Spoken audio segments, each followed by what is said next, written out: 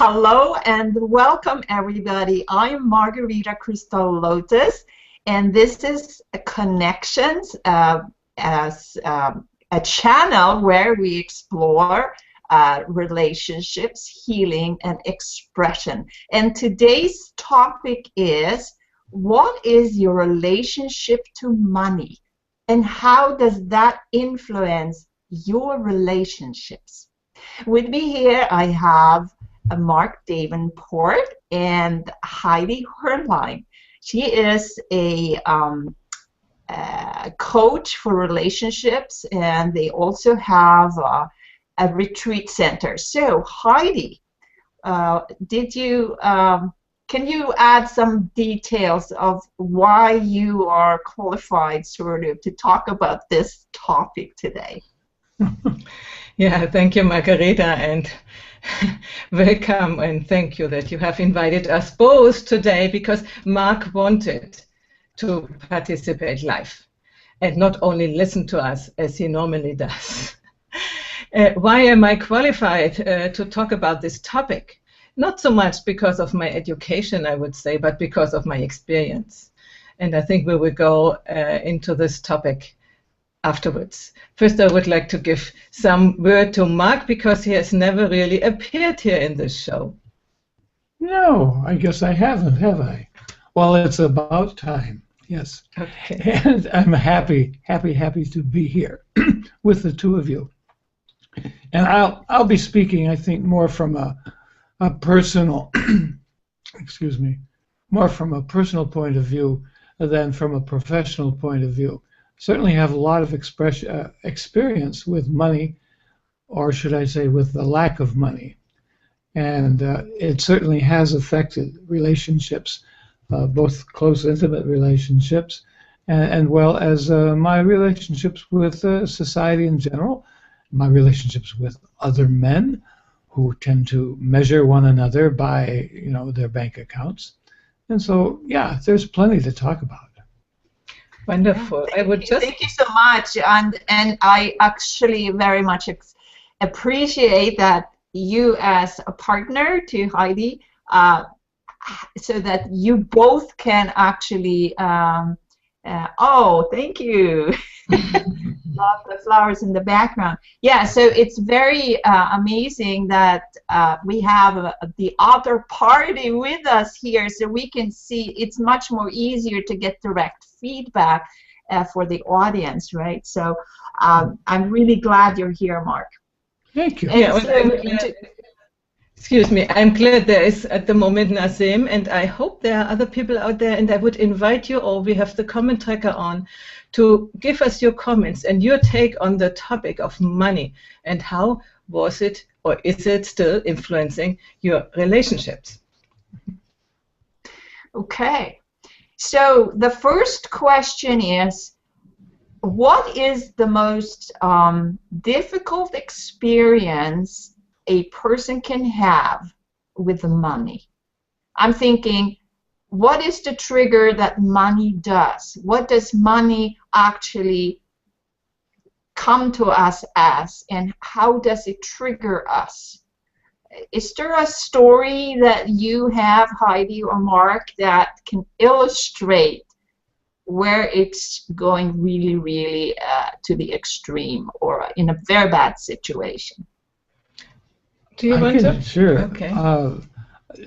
Immediately what came to mind when you described that scenario, I thought of shame, embarrassment, feeling tiny, feeling insignificant, feeling as if I were held in contempt by other people, by society, and never being able to be recognized for any inward qualities that I had out there, but always being measured by that yardstick of how much was I making, what was I contributing to this enterprise.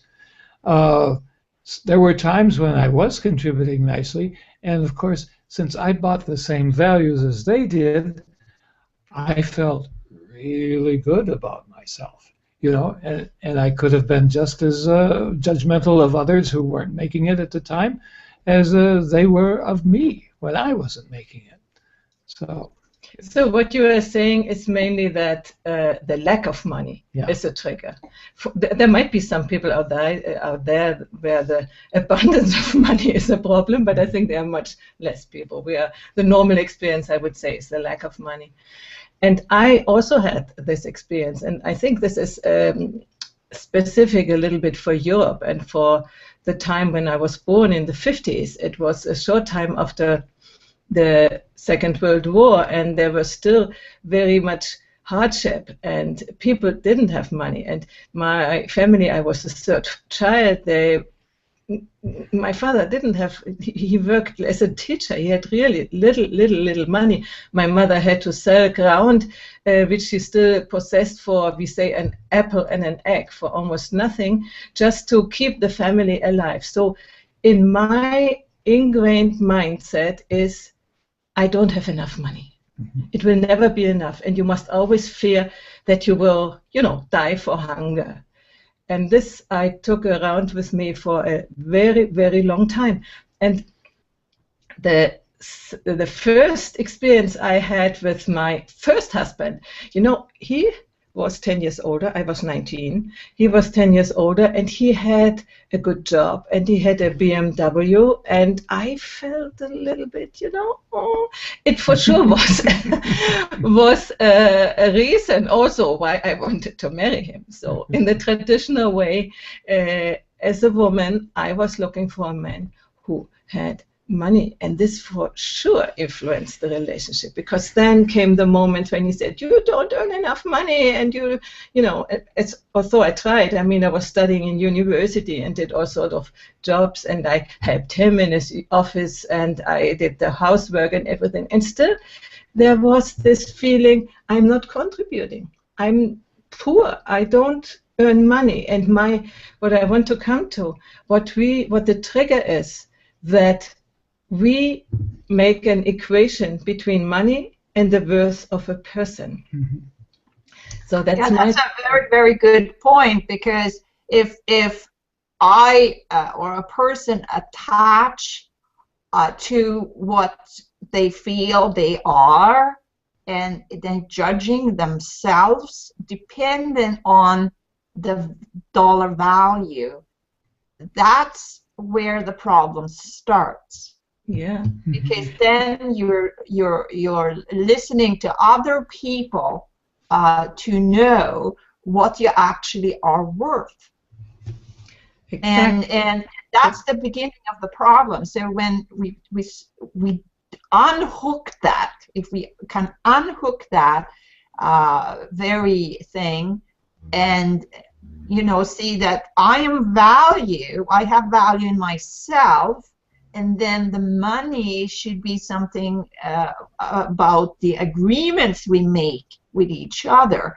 So how did you deal with that in your relationships, Heidi? Let me bring up this comment from Nassim. He said, I have a great balance with my wife regarding money. We are both not obsessed with it. As long as we have enough to live what we considered a decent life, then it is perfect. Not a Kappelpräger in our case. This is very nice. And I wonder, Nassim, has this always been like this? That it was no obsession with money? Or did you have in your life this moment where you felt that something doesn't go right with this money? Should be different. So while we are waiting for your comment, I bring it back in a minute. I would like to answer your question, which actually, would you like to answer it? Well, it's easy to take a balanced look at these questions now that we're relatively mature and relatively healthy, and no longer necessarily caught in the games that we were playing in our 20s, 30s, 40s, 50s, where we were in those productive years where we were buying the general values of the society in which we lived, and so we were victims of these attitudes. We didn't take it in an impersonal way. I can see now that much of what happened to me was happening to everybody around me, you know. But at the time, it was very personal, and it's such a relief to be able to get a little distance from that world, where I can look at it, and I think you can too, you know, in a quite different way. Not that we don't have money problems, we have enough at the moment, you know, but who knows? But who knows about? But we're not obsessed with that problem. We're doing fine right now. Now, and that was the question for Nassim. I was asking because before quite a long time I was obsessed. First of the lack of money, and then when I began about 20 years ago to do my voice teaching, and I earned quite a bit of money. And then, you know, every evening I came home and see how much did I get, and I needed to have ever more and more and more and more, and that was still my self-worth was depending on that, you know. And the more I had, the more I was preoccupied that one day I couldn't have so much. And when I left some of the engagements I had there about, you know, teaching, and I had also a choir in Rome, when I left that, it took a long time to convince myself that I wouldn't die when I maybe have some less money and some fewer students to come to me, you know. It had a really big grip on me. And then living here and doing the work we have done with the feminine power courses and the transformational coaching, which I did, all these trainings, then I really could shift this false belief. I will die because of hunger. I won't have enough money to live. And I mean, we never know if at the end of our lives we will have enough money, even if we have insurances, whatever. I mean, the history in Europe has shown, and also in America, that at a certain time of the history, also a big amount of money was worth nothing anymore. So you cannot really trust. So what I succeeded to do is to shift this false belief and be eradicated? No, you don't say eradicated. Rooted in the confidence that there will come money, you know, at the right time, and it will be enough. And this is so much different now in the relationship with you, no? Because we don't need to run and even more. Doesn't mean we wouldn't like some more. Oh yeah, this is a different question. Different question. There's nothing to do with that. An answer from Nazim here. We can put it on the screen. Can you see that? Yeah, I know that where we live in Milan, it is expensive, but we are doing fine. Love and health is more important. Let's bring it up here. Yeah, actually, it is. It is. But still, we have to live, and we have to make sure that that we have enough to live.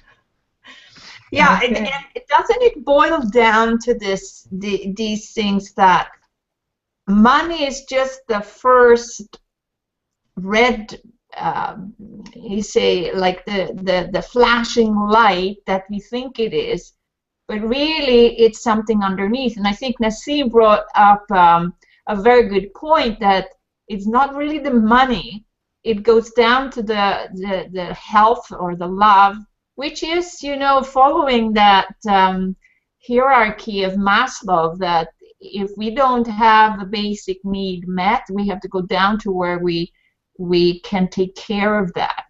And somehow money is the all everything fixer, because you could then buy some treatment for your health, or you could even buy a relationship by, like you said, marrying somebody with the BMW, or have that idea, or then also, I mean, it's sort of the all and nothing fixer for all the problems, but it's not really true. Not really true. No. It is not really true, because it's not money which makes you happy, you know. And I'm here having the other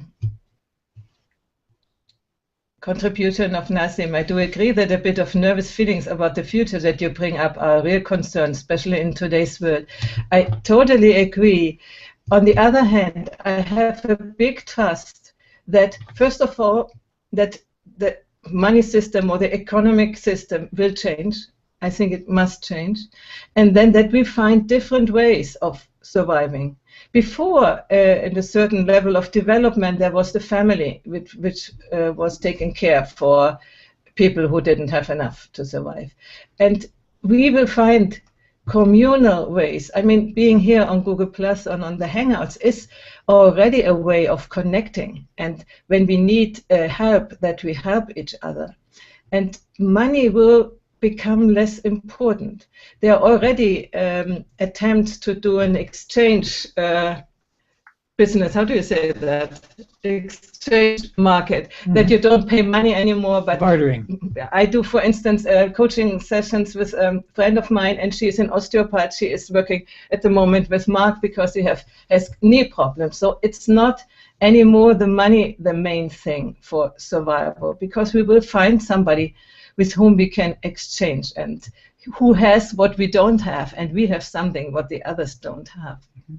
So. Yeah, I got a comment from Melanie, and she says, I heard this the other day from another lady, Sherry Noorani, that money is seductive.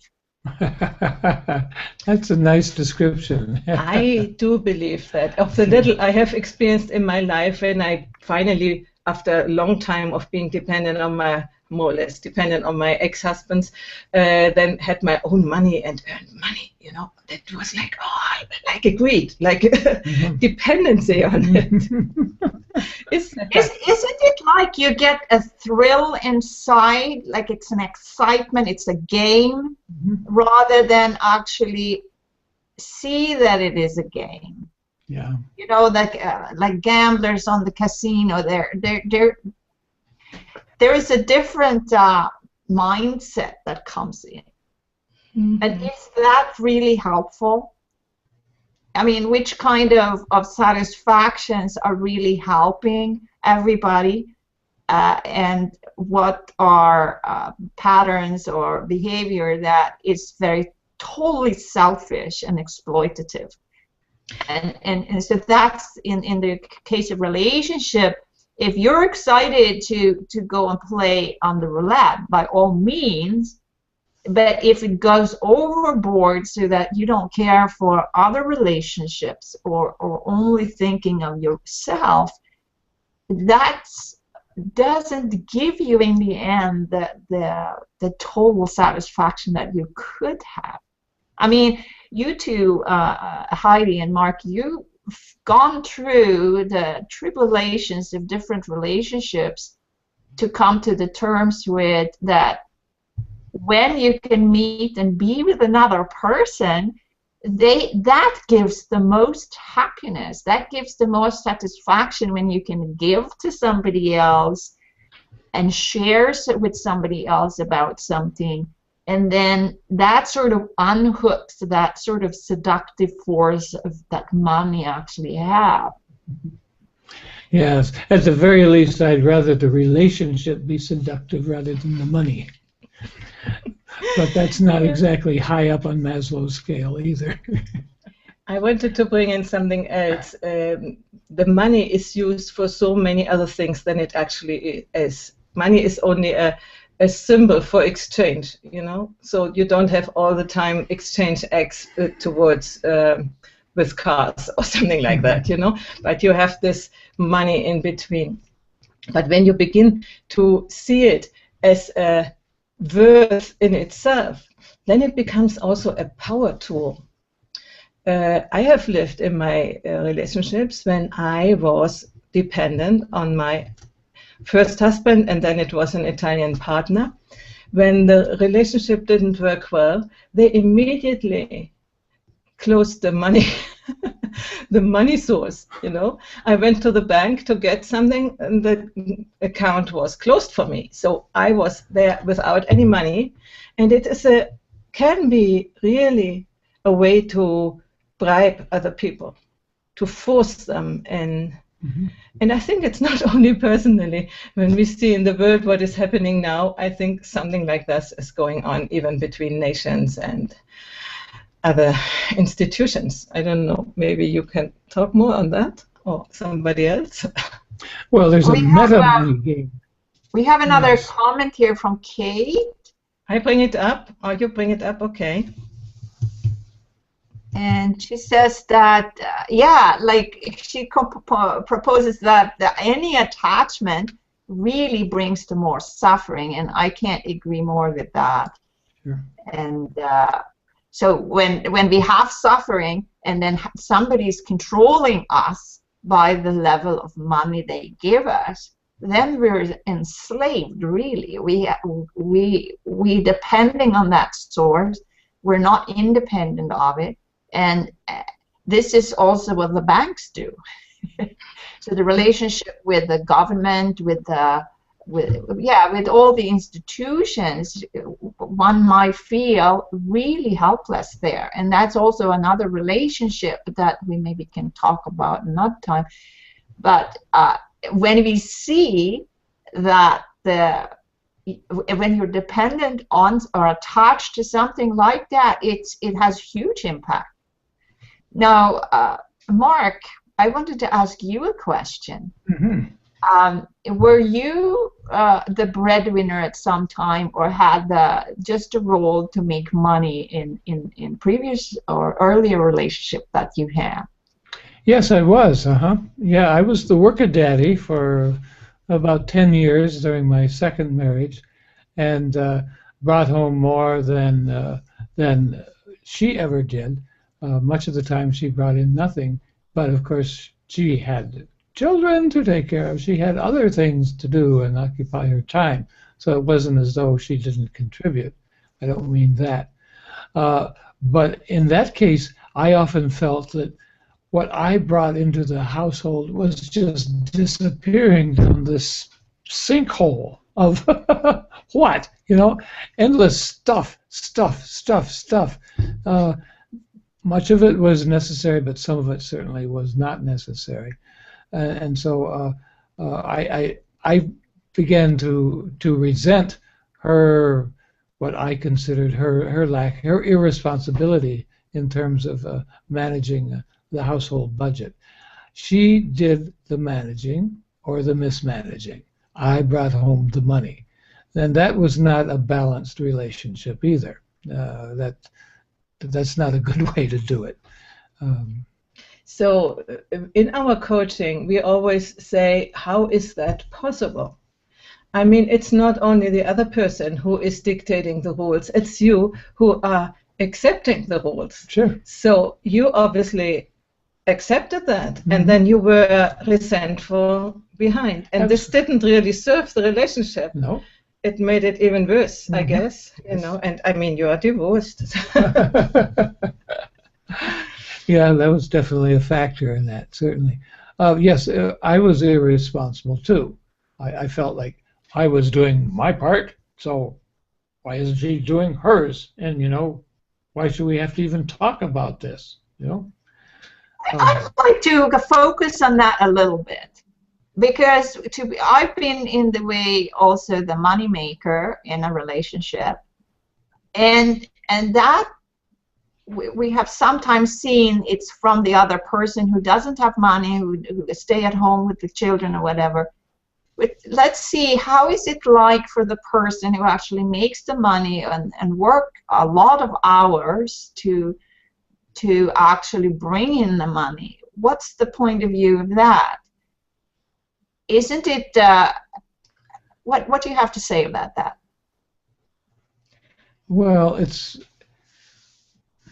you feel like you're on a treadmill and that you can't stop. Fortunately, at that period of my life, I was doing something I was fairly interested in, and so that wasn't a big problem. But I knew that I had to, just get up and go to work every morning, all day, and come back in the evening. And so in many ways, I didn't really participate in my children's lives, She took care of all of that, she had the relationship with the children. I was sort of a weekend adjunct in their lives. So that's one thing that I really feel badly about, not being there for all the things that happen as children grow up. That occurs to me off the top of my head. Yeah, I want to it's see this. very, very, very hard to. Okay, let's see. I see that those who have less money try to live reasonably, but those who are rich beyond limitation are so hungry for even more. Oh yes, I agree with you there, Melanie. But I have to say, this seduction is also for when you have not so much, when you begin to have some money, that this is the same mechanism. I think it is sort of an impersonal thing. It has nothing to do with yourself, but it's just human, let's say human condition, that we want to have more. And unless we can come out of it, develop more, we are like that. Yeah, I think that's I'd important. like to mention a comment from Mike here. He says, many people don't act because of fear concerning money rather than just doing what they enjoy doing. I think that's a very good point. There is definitely fear there. And so to solve that, in my own case, I've worked with that, and to solve that, I have to actually look at that fear right in the eye and see, okay, what is worth doing? What do I like to do? What makes me happy? And then focus on that rather than letting a lack of money or too much money or not enough money or whatever the story is around money. It's all around us with all these consumerisms and advertising and all of these stuff, right? But to really get down to see what is the thing that does make us happy. And I think, Heidi, you might have some answers how you deal with that with your client. Yeah, I just finished to read the comment from Mike. It's very, very, very long, but it's exactly what it is. People don't act because of fear. And, I didn't act a long time. When I knew that my voice teaching work, I was not satisfied anymore. I still stayed there, because I was fearful I wouldn't get enough money. And now, what I'm doing now, for instance, these hangouts and engaging on Google+, and it's really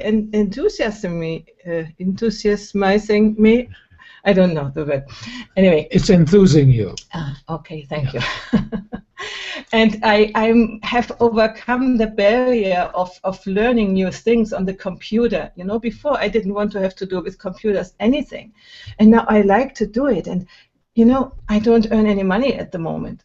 Because not even coaching, I mean, some coaching sessions, but I wouldn't survive with that. But I have this strong conviction when I have learned that, and when I really do what I want to do. And what I want to do is bring out, help people to grow into higher levels of consciousness, let's say, or we are both integrally practitioners, so we are in this level of evolution, word, speech.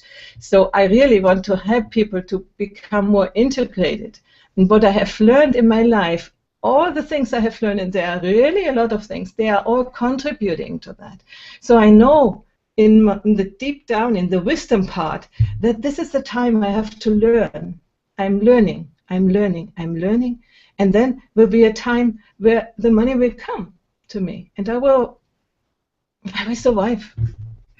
Okay, I so agree with you, Heidi, and I'm doing the same, basically the same, and I'm a healing practitioner and working in sort of a woo-woo area for some people, but basically it's like if you connected your heart, if I connect with my heart, then I change the inner environment inside. It's a state of mind where, let's say, money or other things just comes.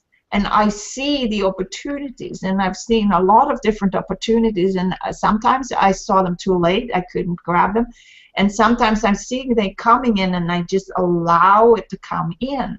So that's I think the new way to integrate your life experience, our life experiences here on the planet. The old paradigm of the traditional money system is a old ruined building. I think it's breaking down, and so hangouts like we doing and many other people are doing work towards this, not necessarily for money. I mean, this is a free service we're doing every week. Mm-hmm. And I think that this is how the new societies is going to be, which is open for anyone, even those who have lots of money or no money or whatever, regardless of the money. Yeah. As long as if I do really apply myself in my life and do as best as I can, I think that's a very good starter point for anything. And then I can also have good relationships. Yeah, I wanted to share just what you said, that the money comes when it's the right time. About 3 weeks ago, as we talked about in other hangouts, we were both in the Integral Conference in Budapest, and I had a workshop about my consciousness of voice and body and psyche. And then I talked with a woman, and I said, you have to speak so in front of many people, and your voice I really would like to work with your voice. And I never thought she would take it seriously. And she comes next week for a week, and we will have a voice whip session, and she will come out with a voice which can be heard, when she is using it instead of after a while. So I didn't intend really, I say it so often to people, your voice is, you could speak better, and you will feel different, and you can be heard when you use it in a different way. And normally people say, no. And this was a surprise. So you never know which corner money comes around. Yeah. And we have a comment here from Irene Brody. And she's a step parent, and she sings, I think in the early years I worked and worked and worked as the way of making meaningful contribution, because my mom and dad were already fulfilling other roles for the boys. Also have felt very self-reliant with the regard of my own, I can't see the other part of that, and my own income, she says, yeah. And I'm really glad how many people are commenting. And also Kate says, abundance consciousness, she says that it is the abundance consciousness that we're talking about here. Yeah, it's really the opening ourselves, that if we talk about Maslow's hierarchy of needs, there were 7 levels, but maybe there are more levels than that. Maybe there are 50 levels. And we're just the first stepping stone to actually empower ourselves to that other higher level where, we can have communities and help each other instead of sending bombs to our neighbors. Like this is the basic thing, right? I think we're touching some very deep problems there. Yeah, go ahead, Mark. It costs a lot less than sending bombs. Yes. And then you have to rebuild the country afterwards. Yeah. So I think, Margherita, we are more or less at the time mark. Yeah. I think the main thing what we were talking about, and that's what Kate says, we are talking about the shift from lack consciousness into abundance consciousness, and not be stopped by the fear. The fear won't go away. It will always be there in some way, but we can learn a way of holding and containing our emotions so that they don't drag us with them and bring us into decisions which are not wise. We can learn to tap into our inner wisdom and become emotionally literate, emotionally competent, so that we have mind and emotions in the right way to do decisions. And as long as the emotions about money, I'm in fear, then I will, save the money and be backward. And I won't, as you said before, Margherita, I won't even notice if there's an opportunity for me to get money, Yeah, and thank you for all of that. And I want to thank you, Mark, to be here today. And I want to thank all the people who has been on the call today. And I think the conclusion is just that we're evolving as a species to another level of consciousness. And money is the gift that we can see in the eye. Yeah, that's how it influences me. Now I can actually detach from that or decide how I want to deal with that. Because ultimately, we are on a journey. Every single person on this planet is on a journey somewhere. And if we can journey together and be happy doing that, that's particularly a great goal for me anyway.